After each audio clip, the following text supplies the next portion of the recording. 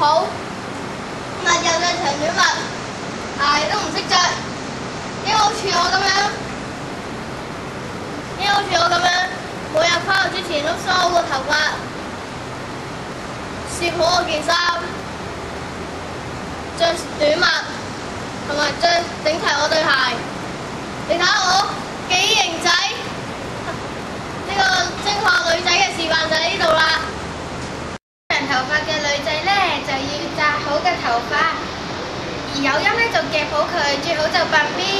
而佢嘅衣領呢，就要摺翻好，條帶擺翻好。而嗰條裙呢，就要喺屋企呢，就首先燙好啦，跟住再掃翻平佢。要着白色嘅白襪同埋黑色嘅皮鞋，手指甲都要剪好喎。